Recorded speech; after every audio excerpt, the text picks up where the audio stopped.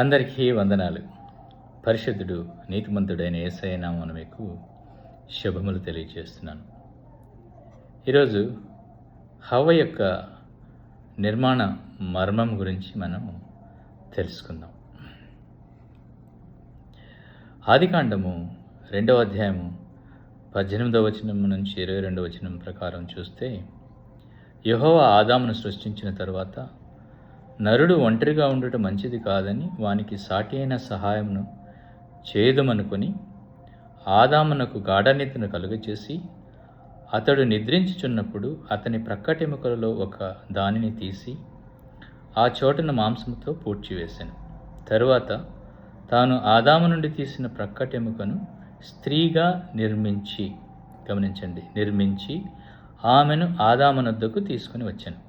అప్పుడు ఆదాము ఇట్లా నేను, నా ఎముకలలో ఒక ఎముక, నా మాంసములో మాంసమా, ఇది నరునిలో నుండి తీయబడిన గనుక నారి అనబడిన నేను. And Genesis 2:22. Then the Lord God made a woman from the rib and brought her to Adam, and Adam has called her Eve. ఈవ్ అనే పదానికి హెబ్రూ భాషలో వాడిన పదం ఏంటంటే అక్కడ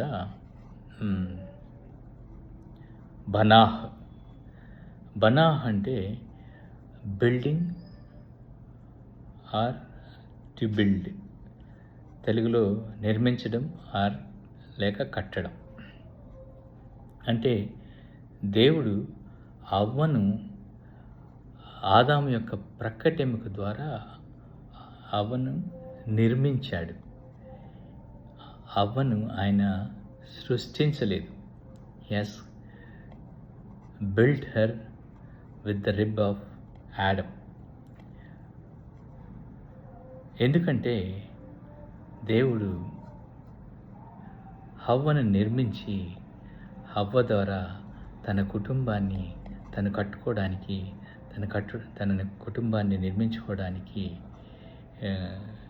ఆలోచించి నిర్మించుకోమని చెప్పడానికి తనను నిర్మించాడు. అందుకే సామెతల గ్రంథకర్త అంటారు, జ్ఞానవంతురాలు తన ఇల్లు కట్టును, మూఢురాలు తన చేతులతో తన ఇల్లు ఓడబెరుకును అని. సామెతలు 14వ అధ్యాయం 1వ వచనంలో మనం చూస్తే కనుక ప్రియులారా, దేవుడు స్త్రీని సృష్టించలేదండి, ఆయన ఆమెను నిర్మించాడు. ఎందుకంటే తన కుటుంబాన్ని తాను కట్టుకోవాలని. ఈరోజు మనం చూస్తున్నాం, ఎంతోమంది స్త్రీలు వారి కుటుంబాలని నాశనం చేసుకుంటున్నారు, వారి చేతులలో నాశనం చేసుకుంటున్నారు.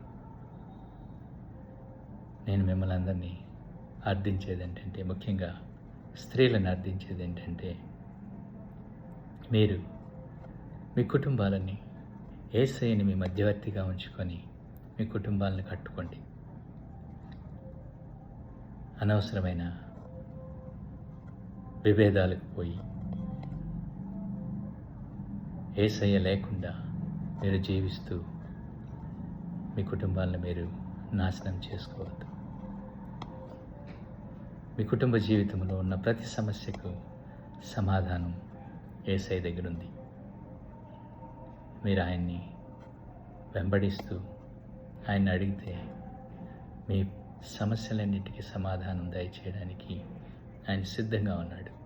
కనుక ప్లీజ్ దేవుణ్ణి మీరు, యేసయ్యని మీరు మీ గృహాల్లోకి ఆహ్వానించండి, మీ కుటుంబ జీవితాల్లోకి ఆహ్వానించండి.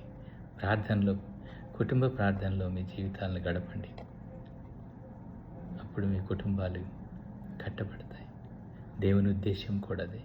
స్త్రీలకి అంత ప్రాముఖ్యత ఆయన ఇచ్చి స్త్రీని ఆ గృహాన్ని కట్టుకోవడానికి ముఖ్య వ్యక్తిగా ఆయన ఆ నిర్మాణం చేయడం జరిగింది. సృష్టిలోని ఆయన ఒక గొప్ప ఆలోచనతోటి తనను సృష్టించడం జరిగింది.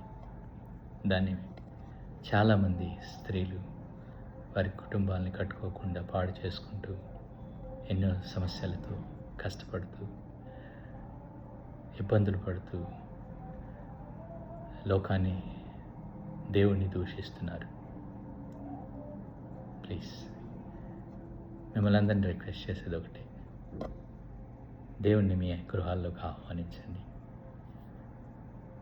ఆయన సన్నిధిలో మీ కుటుంబాలని మీరు నడిపించండి. మీకున్న సమస్యలన్నింటికీ సమాధానం ఆయన ఇచ్చి మీ కుటుంబాలని ఆనందంగా సంతోషంగా ఉంచడానికి శక్తి గల దేవుడు కనుక మీరు మీ కుటుంబాలు కట్టుబడి సంతోషంగా ఉండాలని కోరుకుంటున్నాను. Thank you. God bless you. Take care.